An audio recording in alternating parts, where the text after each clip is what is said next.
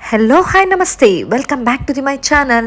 ಎಲ್ಲರೂ ಹೇಗಿದ್ದೀರಾ? ಹೋಪ್ ನೀವೆಲ್ಲರೂ ಆರಾಮಾಗಿದ್ದೀರಾ ಅಂತ ಅಂದ್ಕೊಳ್ತಾ ಇದ್ದೀನಿ. ನಾನು ಕೂಡ ತುಂಬಾ ಆರಾಮಾಗಿದ್ದೀನಿ. ನಾನು ತುಂಬ ಆರಾಮಾಗಿರ್ಲಿಕ್ಕೆ ಕಾರಣ ಏನು ಅಂತ ಗೊತ್ತಾ? ಡಾಕ್ಟರ್ ಹೇಳಿದ್ದಾರೆ 1 ಮಂತ್ ಫುಲ್ ರೆಸ್ಟ್ ಆಗಬೇಕು ಅಂತೇಳಿ. ಹಾಗಾಗಿ ತುಂಬಾ ಆರಾಮಾಗಿ ರೆಸ್ಟ್ ಮಾಡಿಕೊಂಡು ಇದ್ದೀನಿ ಅಂತ ಹೇಳಿದ್ದು. ಹಾಗೆಯೇ ಇವತ್ತು ನಮ್ಮ ಮನೆಯ ಪಕ್ಕದ ಮನೆಯಲ್ಲಿ ಅಂದರೆ ಗಣೇಶಣ್ಣ ಅವರ ಮನೆಯಲ್ಲಿ ಪೂಜೆ ಇತ್ತು. ಹಾಗಾಗಿ ನಾವೆಲ್ಲರೂ ಬೆಳಗ್ಗೆ ಸ್ವಲ್ಪ ಬೇಗನೆ ಬಂದ್ವಿ, ಏನಾದರೂ ಕೆಲಸ ಇದ್ದರೆ ಮಾಡುವ ಅಂತೇಳಿ. ಆದರೆ ನಾವಿಲ್ಲಿ ಬರುವಷ್ಟೊತ್ತಿಗೆ ಆಲ್ಮೋಸ್ಟ್ ಎಲ್ಲ ಕೆಲಸನೂ ಕಂಪ್ಲೀಟ್ ಆಗಿತ್ತು. ಹಾಗಾಗಿ ನಾವು ಕೂತ್ಕೊಂಡು ಸ್ವಲ್ಪ ಹರಟೆ ಹೊಡಿಲಿಕ್ಕೆ ಶುರು ಮಾಡಿದ್ವಿ.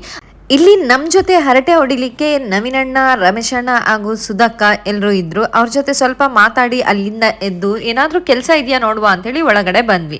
ಒಳಗಡೆ ಬರುವಾಗ ಈ ತರಕಾರಿನೆಲ್ಲ ಒಂದು ಕಡೆ ರಾಶಿ ಹಾಕಿದ್ರು. ಹಾಗೇನೆ ಮಧ್ಯಾಹ್ನದ ಅಡುಗೆಗೆ ಎಲ್ಲ ತಯಾರಿ ಕೂಡ ಆಗ್ತಾ ಇತ್ತು. ಒಂದು ಕಡೆಯಿಂದ ಮಸಾಲ ರುಬ್ತಾ ಇದ್ರು, ಮತ್ತೊಂದು ಕಡೆಯಿಂದ ವೆಜಿಟೇಬಲ್ಸ್ ಕಟ್ ಮಾಡ್ತಾ ಇದ್ರು.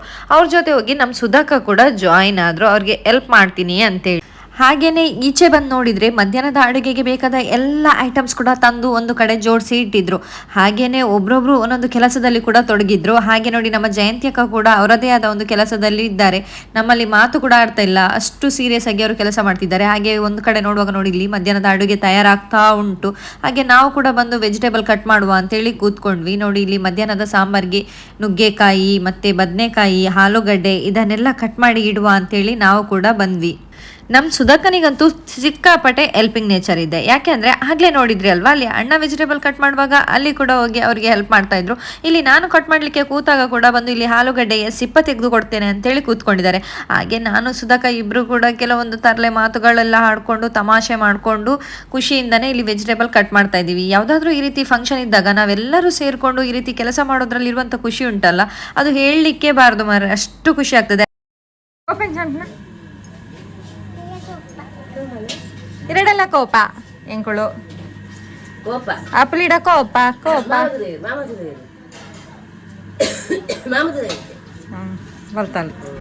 ನಮ್ಮ ಮುದ್ದುಗೊಂಬೆ ನಮ್ಮ ಜೊತೆ ಕೋಪ ಮಾಡಿಕೊಂಡು ಸೀದಾ ಓಡೋಗಿ ಮಾಮನ ಕರ್ಕೊಂಡು ಬರ್ತೀನಿ ಅಂತ ಹೋದ್ಲು. ಹಾಗೆ ಜೊತೆಗೆ ಮಾಮನನ್ನು ಕೂಡ ಕರ್ಕೊಂಡು ಬಂದ್ಲು. ಹಾಗೆ ಮಾಮನು ಮತ್ತು ಅವಳು ಇಬ್ಬರು ಕೂಡ ಸೇರಿ ಮಾಡಿದ್ದಾದ್ರೂ ಏನು, ಅಲ್ಲಿ ಪಾಯಸಕ್ಕೆ ಅಂತ ತಂದಿಟ್ಟ ಬೆಲ್ಲವನ್ನು ತಿನ್ಕೊಂಡು ಅವರಿಬ್ರು ಅಲ್ಲಿಂದ ಹೊರಟ್ರು. ನಡಪಿಂಚು ಬತ್ತರ್ಣದಿಲ್ಲಿದ್ದೆ ಶುಂಠಿ आपली कोपा मनपी ಕೋಪ. ಈ ಪುಟಾಣಿ ಮಕ್ಕಳು ತನ್ನ ಮುದ್ದು ಕೈ ಬೆರಳನ್ನು ಇಟ್ಕೊಂಡು ಕೋಪ ಅಂತ ಹೇಳೋದನ್ನೇ ನೋಡಲಿಕ್ಕೆ ಚಂದ ಅಂತ ಅನಿಸ್ತದೆ ನೋಡಿ. ಅಷ್ಟೊತ್ತಿಗೆ ಮತ್ತೊಬ್ಬರು ಅಕ್ಕ ಕೂಡ ಬಂದು ನಮ್ಮ ಜೊತೆ ಜಾಯಿನ್ ಆದರು. ಅವರು ಸೌತೆಕಾಯಿ ಕಟ್ ಮಾಡ್ತೀನಿ ಅಂತ ಕೂತ್ಕೊಂಡ್ರು. ನಾವು ಕೂಡ ಎಲ್ಲರೂ ಸೇರಿ ಕೆಲಸ ಮಾಡಿದರೆ ಆದಷ್ಟು ಬೇಗ ಕೆಲಸ ಮುಗಿತದಲ್ಲ ಅಂತೇಳಿ ನಾವೆಲ್ಲರೂ ಕೂತ್ಕೊಂಡು ತಮಾಷೆಯಾಗಿ ಮಾತಾಡಿಕೊಂಡು ವೆಜಿಟೇಬಲ್ ಎಲ್ಲ ಕಟ್ ಮಾಡ್ತಾ ಇದ್ವಿ. ಅಷ್ಟೊತ್ತಿಗಾಗಲೇ ಭಟ್ರು ಕೂಡ ಬಂದಾಗಿತ್ತು. ಭಟ್ರು ಬಂದು ಪೂಜೆಗೆಲ್ಲ ತಯಾರು ಮಾಡ್ತಾ ಇದ್ರು. ಇನ್ನು ನಾವಿನ್ನೂ ಫ್ರೆಶ್ ಆಗಿರಲಿಲ್ಲ. ಹಾಗಾಗಿ ಇನ್ನು ಮನೆಗೆ ಹೋಗಿ ಸ್ನಾನ ಎಲ್ಲ ಮುಗಿಸ್ಕೊಂಡು ಫ್ರೆಶ್ ಆಗಿ ಬರುವ ಅಂತೇಳಿ ನಾವು ಅಲ್ಲಿಂದ ಹೊರಟ್ವಿ.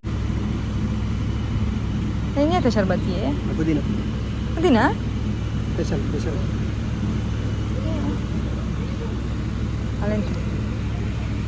ಅಪ್ಲಿ ಅಕ್ಕಂತ ಪುನ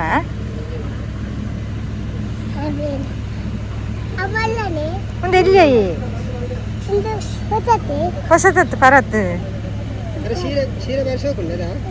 ಅಂದ ಆ ಪಡೆ ಸೋಕುಂಡಿ ಅಪ್ಪಲಿ ಬಂಡಿ ಒಕ್ಕಾಂಡು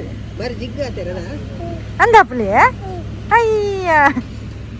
ನನಗಂತೂ ನಮ್ಮ ಪುಟಾಣಿ ಗೊಂಬೆ ಜೊತೆ ಮಾತಾಡೋದಂದ್ರೆ ತುಂಬಾನೇ ಖುಷಿ. ಅವಳು ಮುದ್ದಾಗಿ ನನ್ನ ದೊಡ್ಡಮ್ಮ ಅನ್ನೋ ಬದಲಿಗೆ ದೋಮ ಅಂತಾಳೆ. ಅದನ್ನ ಕೇಳೋದೇ ಒಂದು ಖುಷಿ ಅಂತ ಅನ್ಸುತ್ತೆ. ಹಾಗಾಗಿ ಅವಳ ಜೊತೆ ಮಾತಾಡಿ ಇನ್ನು ಪೂಜೆ ಹತ್ರ ಬಂದು ಕೂತ್ಕೊಳ್ಳುವ ಅಂತೇಳಿ ಬಂದ್ವಿ. ಅಷ್ಟೊತ್ತಿಗಾಗಲೇ ಪೂಜೆಯ ತಯಾರಿ ಕೂಡ ಆಗ್ತಾ ಇತ್ತು. ಆಚಮ್ಯ ಪವಿತ್ರಮುಕ್ತಾಹ ಓಂ ಗಂಗಾಧ್ಯ ಸಕಲಾತೀರ್ಥಾಭಿಲೋಟೆ ಕೈ ಬರುತ್ತೆ. ಗಂಗೆ ಚ ಯಮುನೆ ಜೀವ ಗೋದಾವರಿ ಸರಸ್ವತಿ ನರ್ಮದೇ ಸಿಂಧುಕಾವೇರಿ ಜಲಸ್ಮಿನ್ ಸನ್ನಿಧಿಂ ಕುರು ಅದ್ಯ ಪುರೋಚ್ಛರದ ಏವಂ ಗುಣಗಣ ವಿಶೇಷ ವೈಶಿಷ್ಟ್ಯಾಂ ಶುಭದಿತೋ ಮಾಂಗಲ್ಯಮುದ್ದಿಶ್ಯೈ ಲಕ್ಷ್ಮೀ ಸಹಿತ ಸತ್ಯನಾರಾಯಣ ಸ್ವಾಮಿ ಸತ್ಯನಾರಾಯಣ ಸ್ವಾಮಿ ಇತ್ಯರ್ಥಂ ಯಜಮಾನಸ್ಯಾಹ ಕೃಷ್ಣಪ್ಪನಾಮಯಸ್ಯ ದೇವೇ ಜ್ಞಾನದಾತಾನಿ ಶಿಲಾಸಕಾಶಾದೇವ ಸುರೇಖಾರಸ್ಥಾನಾದವತ್ಯರ್ಥಂ ತೇಷಾ ಗಣಶುಭದಿಶ್ಯ ಪುಣ್ಯವರವಿತ್ಯರ್ಥಂ ಸಸ್ಯಕಾಂತಾಯಾಹ ಇರುವುದರಿಂದ ಇಲ್ಲಿ ಪೂಜೆ ಕೂಡ ಶುರುವಾಗಿತ್ತು. ಹಾಗೆಯೇ ದೇವರನ್ನು ಹೂವಿನಿಂದ ಎಷ್ಟು ಸುಂದರವಾಗಿ ಅಲಂಕಾರ ಮಾಡಿದ್ರು ಅಂದರೆ ಅದನ್ನ ನೋಡಲಿಕ್ಕೆ ಕೂಡ 2 ಕಣ್ಣು ಸಾಲೋದಿಲ್ಲ, ಅಷ್ಟು ಚಂದವಾಗಿ ಮಾಡಿದರು.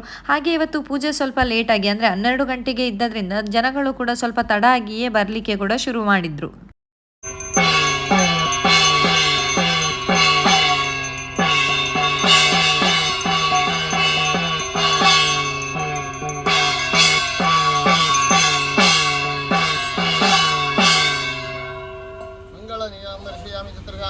ಅಖಿಲ ರಾಜೋಪಚಾರ ಪೂಜಾಂ ಸಮರ್ಪಯಾಮಿ. ಅಕ್ಷಂತಿ ಬರ್ತಂದೆ. ಇನ್ನು ಬಂದಂಥ ಗೆಸ್ಟ್ಗಳಿಗೆಲ್ಲ ತಂಪಾಗಿರೋ ಜ್ಯೂಸ್ ಕೊಡಬೇಕಲ್ವಾ, ಹಾಗಾಗಿ ನಮ್ಮ ಪ್ರಸನ್ನ ಅವರು ಫ್ರಿಜ್ನಲ್ಲಿ ಇಟ್ಟಿದ್ದಂಥ ಐಸ್ ಕ್ಯೂಬನ್ನು ತಂದು ಜ್ಯೂಸ್ಗೆ ಹಾಕ್ತಾಯಿದ್ರು. ಹಾಗೆಯೇ ಬಂದವರಿಗೆಲ್ಲ ಜ್ಯೂಸ್ ಕೊಡೋ ಜವಾಬ್ದಾರಿನ ನಮ್ಮ ತೀರ್ಥನ್ಗೆ ವಹಿಸಿದ್ವಿ. ಹಾಗಾಗಿ ಅವರು ಬಂದವ್ರನ್ನೆಲ್ಲ ವೆಲ್ಕಮ್ ಮಾಡಿಕೊಂಡು ಅವರಿಗೆಲ್ಲ ಜ್ಯೂಸ್ ಕೊಡ್ತಾಯಿದ್ರು. ಅವ್ರಿಗೆ ಜ್ಯೂಸ್ ಕೊಡಲಿಕ್ಕೆ ಫಸ್ಟು ಸಿಕ್ಕಂಥ ಗಿರಾಕಿಯೇ ನಮ್ಮ ಇಬ್ಬರು ಮಕ್ಕಳು, ನಮ್ಮ ಚಾರ್ವಿ ಹಾಗೆ ಅಪುಲಿ. ಹಾಗೆ ನೋಡಿ ಅವರಿಬ್ಬರು ಜ್ಯೂಸ್ ಕುಡ್ಕೊಂಡು ಬಂದು ಎಲ್ಲಿ ಪೂಜೆ ಆದರೂ ಆಗಲಿ, ಎಷ್ಟು ಜನ ಆದರೂ ಇರಲಿ, ನಮ್ಮ ಪಾಡಿಗೆ ನಾವು ಆಟ ಆಡ್ಕೊಂಡಿರ್ತೀವಿ ಅಂತೇಳಿ ಅವರಿಬ್ಬರು ಆಟ ಆಡ್ತಾ ಇದ್ದಾರೆ. ಇವರಿಬ್ಬರು ಹೇಗೆ ಅಂದರೆ ಕ್ಲೋಸ್ ಆಗಿದ್ದರೆ ಒಂದು 5 ನಿಮಿಷ ತುಂಬಾ ಕ್ಲೋಸ್ ಆಗಿರ್ತಾರೆ, ಮತ್ತೆ ಒಬ್ರನ್ನ ನೋಡಿದ್ರೆ ಒಬ್ರಿಗೆ ಆಗೋದಿಲ್ಲ, ಅಷ್ಟು ಜಗಳ ಕೂಡ ಮಾಡ್ಕೊಳ್ತಾರೆ. ಆದರೂ ನೋಡಿ ಈಗ ಎಷ್ಟು ಕ್ಲೋಸ್ ಆಗಿ ಆಟ ಆಡ್ತಿದ್ದಾರೆ ಅಂತೇಳಿ. ಹಾಗೇನೆ ಇನ್ನು ಸಂಜೆ ಕೂಡ ಪೂಜೆ ಇದ್ದಿದ್ರಿಂದ ಪೂಜೆಗೆ ಬೇಕಾದಂಥ ಹೂವೆಲ್ಲ ತಂದು ನಾವಿಲ್ಲಿ ಇಟ್ಟಿದ್ವಿ. ನಮ್ಮ ಊರಲ್ಲಿ ಎಷ್ಟರ ಮಟ್ಟಿಗೆ ಬಿಸಿಲಿದೆ ಅಂತ ಹೇಳಿದರೆ ಈ ಹೂ ಸಂಜೆವರೆಗೆ ಬರೋದೇ ನಮಗೆ ಡೌಟ್ ಆಗಿತ್ತು. ಯಾಕಂದರೆ ಅಷ್ಟು ಬಿಸಿಲಿತ್ತು, ಅಷ್ಟು ಸೆಕೆ ಎಲ್ಲ ಇದ್ದದ್ರಿಂದ ಹೂ ಎಲ್ಲಿ ಬಾಡಿ ಹೋಗ್ತದ ಅಂತೇಳಿ ಭಯ ಕೂಡ ಆಗ್ತಿತ್ತು. ಹಾಗಾಗಿ ನಮ್ಮ ಸುಧಾಕ್ಕ ಮತ್ತೊಬ್ಬರು ಅಕ್ಕ ಎಲ್ಲ ಸೇರಿಕೊಂಡು ಹೂವಿಗೆ ನೀರು ಹಾಕ್ತಾ ಇದ್ರು. ಈಗ ಅಕ್ಕ ನೀರು ಹಾಕೋದು ಸರಿ ಆಗೋದಿಲ್ಲ ಅಂತೇಳಿ ಸುಧಾಕ್ಕ ಹೋಗಿ ನೀರು ಹಾಕ್ಲಿಕ್ಕೆ ಶುರು ಮಾಡಿದ್ರು. ಸುಧಾಕ್ಕ ಹಾಕುವ ಸ್ಟೈಲ್ ನೋಡಿಯೇ ನಮಗೆ ಭಯ ಆಯಿತು. ಯಾಕಂದರೆ ಅವರು ಆ ನೀರು ಹಾಕುವ ಪೋರ್ಸಿಗೆ ಹೂ ಎಲ್ಲಿ ಹಾಳಾಗ್ತದೆ ಅಂತ ಎದರಿದ್ವಿ. ಅಷ್ಟೊತ್ತಿಗೆ ನಮ್ಮ ಜೊತೆ ಮತ್ತೊಬ್ರು ಕೂಡ ಜಾಯ್ನ್ ಆದ್ರು. ನೀವಿಷ್ಟು ಜನ ನೀರು ಹಾಕಿದ್ದು ಕೂಡ ಸರಿಯಾಗಲಿಲ್ಲ, ನೀರು ಹಾಕೋದು ಹೇಗೆ ಅಂತೇಳಿ ನಾನು ತೋರಿಸ್ತೀನಿ ಅಂತೇಳಿ ನಮ್ಮ ಗಣೇಶ್ ಅಣ್ಣ ಬಂದು ನೀರು ಹಾಕೋದು ಹೇಗೆ ಅಂತೇಳಿ ತೋರಿಸ್ತಾ ಇದ್ದಾರೆ. ಇನ್ನು ಅವ್ರ ಖುಷಿಗೆ ನಾವು ಯಾಕೆ ಅಡ್ಡ ಬರೋದಲ್ವಾ, ಅವರು ಕೂಡ ನೀರು ಹಾಕ್ಲಿ ಅಂತೇಳಿ ನಾವು ಸುಮ್ಮನೆ ಆದ್ವಿ. ಇನ್ನು ಹಾಗೇನೆ ಬರುವಂತಹ ರಿಲೇಟಿವ್ಸ್ ಎಲ್ಲ ದೇವರ ಪೂಜೆಗೆ ಅಂತೇಳಿ ಹೂವೆಲ್ಲ ತಗೊಂಡು ಬರ್ತಾ ಇದ್ರು. ಇನ್ನು ಅದನ್ನು ಕವರಲ್ಲೇ ಇಟ್ಟರೆ ಅದೆಲ್ಲ ಒಣಗಿ ಹಾಳಾಗ್ತದೆ ಅಂತೇಳಿ ಅದನ್ನೆಲ್ಲ ತೆಗೆದು ಒಂದು ಕಡೆ ಇಡುವ ಅಂತೇಳಿ ಆಲೋಚನೆ ಮಾಡಿದ್ವಿ. ಹಾಗೇನೆ ಒಂದು ಟೇಬಲ್ ಮೇಲೆ ತಂದ ಹೂವನ್ನೆಲ್ಲ ಬಿಡಿಸಿ ಇಡುವ ಅಂತೇಳಿ ಬಿಡಿಸಿ ಇಡ್ತಾ ಇದ್ದೇವೆ. ಇಲ್ಲಿಯೂ ಕೂಡ ನಮ್ಮ ಕಾಮಿಡಿ ನಡೀತಾನೆ ಇತ್ತು. ಹೂವಿನ ಅಂಗಡಿಯವರೆಲ್ಲ ಇಲ್ಲಿಯೇ ಬಂದು ಸೇರ್ಕೊಂಡಿದ್ದಾರೆ ಅಂತೇಳಿ ತಮಾಷೆ ಮಾಡಿಕೊಂಡು ಹೂವನ್ನೆಲ್ಲ ತೆಗೆದಿಡ್ತಾ ಇದ್ವಿ. ತಮಾಷೆ ಜೊತೆಗೆ ಕೆಲಸ ಕೂಡ ಅಷ್ಟೇ ಸೀರಿಯಸ್ ಆಗಿ ಕೂಡ ಮಾಡ್ತಾ ಇದ್ವಿ. ರಿಲೇಟಿವ್ಸ್ ತಂದಂಥ ಹೂವೆಲ್ಲ ಹಾಳಾಗಬಾರ್ದು, ಇನ್ನು ಸಂಜೆಗೆ ಹೂವು ಫ್ರೆಶ್ ಆಗಿಯೇ ಇರಬೇಕು ಅಂತೇಳಿ ತಂದಿರುವಂಥ ಹೂವನ್ನೆಲ್ಲ ಒಂದು ಟೇಬಲ್ ಮೇಲೆ ಬಿಡಿಸಿ ಇಟ್ಟು ಅದಕ್ಕೆಲ್ಲ ನೀರನ್ನು ಹಾಕ್ತಾ ಇದ್ವಿ. ಇನ್ನು ಸಂಜೆವರೆಗೆ ಬರಬೇಕಲ್ವಾ, ಇಲ್ಲಾಂದರೆ ಈ ಬಿಸಿಲಲ್ಲಿ ಫುಲ್ ಎಲ್ಲ ಒಣಗಿ ಹೋಗ್ತದೆ ಅಂತೇಳಿ. ಅಷ್ಟೊತ್ತಿಗೆ ಸುಧಾಕ ನಾನು ಕೂಡ ಸ್ವಲ್ಪ ನೀರು ಹಾಕಿ ಇಡ್ತೇನೆ ಅಂತೇಳಿ ಹೇಳಿದರು. ಇನ್ನು ಅವ್ರಿಗೆ ಯಾಕೆ ಬೇಜಾರು ಅಂತೇಳಿ ಅವ್ರಿಗೆ ಕೂಡ ನೀರು ಕೊಟ್ಟು ನಾನು ಅಲ್ಲಿಂದ ಹೊರಟೆ. ಹಾಗೆ ನೋಡಿ ಇಲ್ಲಿ ಬೆಳಗ್ಗೆ ಗಣ ಹೋಮ ಎಲ್ಲ ಆಗಿತ್ತು. ಅದನ್ನೆಲ್ಲ ನೋಡಿ ಅಲ್ಲಿ ಪ್ರಸಾದ ಎಲ್ಲ ತಗೊಂಡು ಹೊರಗಡೆ ಬರುವ ಅಂತೇಳಿ ಬಂದ್ವಿ. ಹೊರಗಡೆ ಬಂದು ನೋಡುವಾಗ ಮಧ್ಯಾಹ್ನದ ಅಡಿಗೆಯ ತಯಾರಿ ಎಲ್ಲಿವರೆಗೆ ಆಯಿತು ಅಂತೇಳಿ ನೋಡಲಿಕ್ಕೆ ಬಂದ್ವಿ. ಇಲ್ಲಿ ನೋಡುವಾಗ ಪೂರಿಗೆ ತಯಾರಾಗ್ತಾ ಇತ್ತು. ಇನ್ನು ನಾವು ಕೂಡ ಬಂದು ಹೆಲ್ಪ್ ಮಾಡುವ ಅಂತ ಕೇಳಿದ್ವಿ. ಅದಕ್ಕೆ ಅವರು ತಮಾಷೆ ಮಾಡ್ತಾ ಇದ್ರು, ಬೆಳಗ್ಗೆ ಸ್ವಲ್ಪ ಮಾಡಿ ಹೋದವರು ಇಲ್ಲಿವರೆಗೆ ಸುದ್ದಿ ಇಲ್ಲ, ಈಗ ಬಂದ್ರ ನೀವು ಹೆಲ್ಪ್ ಮಾಡಲಿಕ್ಕೆ, ನಿಮ್ಮ ಹೆಲ್ಪ್ ಎಂತ ಬೇಡ ನಾವೇ ಮಾಡ್ತೇವೆ ಅಂತ ಹೇಳಿದರು. ಆದರೂ ಕೂಡ ನಾವು ಬಿಡ್ತೀವಿ. ನಾವು ಕೂಡ ಅವ್ರ ಜೊತೆ ಸೇರಿಕೊಂಡು ಪೂರಿ ಮಾಡಲಿಕ್ಕೆ ಉಂಡೆ ಮಾಡಿ ಕೊಡ್ತಾ ಇದ್ವಿ. ಇನ್ನು ಪೂರಿ ಲಾಟ್ಸಿ ಕೊಡಿ ಅಂತ ಹೇಳಿದರೆ ನಮ್ಮ ಪೂರಿ ಶೇಪ್ ಅಂತೂ ಖಂಡಿತವಾಗಿಯೂ ಪೂರಿಯ ಶೇಪ್ ಆಗಿರೋದಿಲ್ಲ. ಹಾಗಾಗಿ ಪೂರಿ ಮಾಡುವ ಕೆಲಸ ನಿಮ್ಮದು, ಉಂಡೆ ಮಾಡುವ ಕೆಲಸ ನಮ್ಮದು ಅಂತೇಳಿ ನಾವು ಉಂಡೆ ಮಾಡಲಿಕ್ಕೆ ನಿಂತ್ವಿ. ಹಾಗೆಯೇ ಅಲ್ಲಿ ಪೂಜೆ ಮುಗಿಯುವಂಥ ಟೈಮಲ್ಲಿ ಇಲ್ಲಿ ಕೂಡ ಊಟದ ತಯಾರಾಗಿತ್ತು. ಪೂಜೆ ಮುಗಿದು ಪ್ರಸಾದ ತಗೊಂಡ ಕೂಡಲೇ ಊಟಕ್ಕೆ ಹೋಗ್ತಾರಲ್ವ, ಹಾಗೆ ನೋಡಿ ಇಲ್ಲಿ ಅನ್ನ, ಸಾಂಬಾರು, ಪಲ್ಯ, ಪಾಯಸ, ಈ ರೀತಿ ತುಂಬ ವೆರೈಟಿಯಾಗಿ ಅಡುಗೆ ಕೂಡ ತಯಾರಾಗಿತ್ತು. ನಾನು ಕೂಡ ಹೋಗಿ ಜಾಯ್ನ್ ಆದೆ, ಪೂರಿಗೆ ಸ್ವಲ್ಪ ಉಂಡೆ ಮಾಡಿ ಕೊಡುವ ಅಂತೇಳಿ. ಇಲ್ಲಿ ಅಡುಗೆ ಮಾಡುವವರಿಗೆ ನಮ್ಮಲ್ಲಿ ಎಷ್ಟಾಗ್ತದೋ ಅಷ್ಟು ಹೆಲ್ಪ್ ಮಾಡಿ ಅಲ್ಲಿಂದ ನಾನು ಸುಧಾಕ ಇಬ್ಬರು ಹೊರಗಡೆ ಬಂದ್ವಿ. ಹೊರಗಡೆ ಬರುವಾಗ ಬಂದಂಥ ಗೆಸ್ಟ್ಗಳಿಗೆಲ್ಲ ಜ್ಯೂಸ್ ಕೊಡ್ತಾ ಇದ್ರು. ನಾವು ಕೂಡ ಗುಂಪಿನಲ್ಲಿ ಗೋವಿಂದ ಅಂತೇಳಿ ಜ್ಯೂಸ್ ತಗೊಂಡು ಕುಡಿದು ಸ್ವಲ್ಪ ಕೂತ್ಕೊಂಡ್ವಿ. ಈಗ ನಮ್ಮ ದಕ್ಷಿಣ ಕನ್ನಡದ ವೆದರ್ನ ಬಗ್ಗೆ ಹೇಳಬೇಕಂತಾನೆ ಇಲ್ಲ ಅಲ್ವಾ, ತುಂಬ ಅಂದರೆ ತುಂಬಾನೇ ಶೆಕೆ ಇದೆ. ಎಷ್ಟು ಲಿಕ್ವಿಡ್ ಐಟಮ್ ತೊಗೊಂಡ್ರು ಕೂಡ ಕಮ್ಮಿ ಅಂತಲೇ ಅನಿಸ್ತದೆ, ಅಷ್ಟು ಶೆಕೆ ಇದೆ. ಹಾಗಾಗಿ ನಾವು ಇಲ್ಲಿ ಎಷ್ಟು ಜ್ಯೂಸ್ ಕುಡಿಲಿ, ಮಜ್ಜಿಗೆ ಕುಡಿಲಿ ಎಲ್ಲನೂ ಕಮ್ಮಿ ಅಂತಲೇ ಅನಿಸ್ತದೆ. ಹಾಗೆ ನೋಡಿ ನಾವು ಕೂತ್ಕೊಂಡಲ್ಲೇ ಬಾಕಿಯಾಗಿದ್ವಿ. ನನ್ನ ಮಗಳು ಹೋಗಿ ದೇವರ ಪ್ರಸಾದ ತಗೊಂಡು ಹೂವು ಗಂಧ ಎಲ್ಲ ತಂದು ನನ್ನ ಕೈಲಿ ಕೊಟ್ಲು. ಹಾಗೆ ಪ್ರಸಾದ ತಿನ್ಕೊಂಡು ಕೂತ್ಕೊಂಡಿದ್ದಾಳೆ. ಇನ್ನು ನನ್ನ ಮಗಳೇ ಹೋಗಿ ಬಂದಾಯಿತು, ನಾವ್ಯಾಕಿನ್ನು ತಡ ಮಾಡೋದು ಅಂತೇಳಿ ನಾವು ಕೂಡ ಲೈನಲ್ಲಿ ನಿಂತ್ಕೊಳ್ಳಿಕ್ಕೆ ಹೋದ್ವಿ. ಇನ್ನು ಫ್ರೆಂಡ್ಸ್ಗಳೆಲ್ಲ ಜೊತೆ ಆದ್ವಿ ಅಂತ ಹೇಳಿದರೆ ಆ ಜಾಗದಲ್ಲಿ ನಗುವಿಗೆ ತಮಾಷೆಗೆ ಕೊರತೆನೇ ಇಲ್ಲ ಅಂತ ಹೇಳ್ಬೋದು. ಇಲ್ಲಿ ಕೂಡ ಹಾಗೆ ನಾವೆಲ್ಲ ಫ್ರೆಂಡ್ಸ್ ಜೊತೆಯಾಗೆ ಇದ್ವಿ. ಹಾಗಾಗಿ ದೇವರ ಪ್ರಸಾದ ತಗೊಳ್ಳಿಕ್ಕೆ ಅಂತ ನಿಂತರೂ ಕೂಡ ನಮ್ಮದೇ ಆದ ಪ್ರಪಂಚದಲ್ಲಿ ನಾವಿದ್ವಿ. ಏನೇನೋ ತಮಾಷೆ ಮಾಡಿಕೊಂಡು ನಗಾಡಲಿಕ್ಕೆ ಶುರು ಮಾಡಿದ್ವಿ. ಹಾಗೆ ಅಲ್ಲಿಂದ ಪ್ರಸಾದ ತಗೊಂಡು ಹೊರಗಡೆ ಬಂದು ಕೊಟ್ಟಂತಹ ಪ್ರಸಾದನ ತಿನ್ನುವ ಅಂತೇಳಿ ನಿಂತ್ಕೊಂಡ್ವಿ. ಅಲ್ಲಿ ಕೂಡ ನಮ್ಮ ತರಲೆ ಅಂತೂ ನಿಲ್ಲಿಲ್ಲ. ಹಾಗೆಯೇ ಪ್ರಸಾದ ಎಲ್ಲ ತಿಂದಾದ ನಂತರ ಇನ್ನು ಊಟಕ್ಕೆ ಹೊರಡುವ ಅಂತೇಳಿ ಹೊರಟ್ವಿ. ಇನ್ನು ನಮ್ಮ ಸುಧಕ ಇದ್ದ ಜಾಗದಲ್ಲಿ ಅಂತೂ ಹೇಳೋದೇ ಬೇಡ, ನಗುವಿಗಂತೂ ಕೊರತೆನೇ ಇಲ್ಲ. ಹಾಗೆ ಸ್ವಲ್ಪ ನಗಾಡ್ಕೊಂಡು ಮಾತಾಡ್ಕೊಂಡು ಅಲ್ಲಿಂದ ನಾವು ಸೀದಾ ಊಟಕ್ಕಂತೇಳಿ ಹೊರಟ್ವಿ. ಊಟ ಅಂತೂ ತುಂಬಾ ಚೆನ್ನಾಗಿತ್ತು.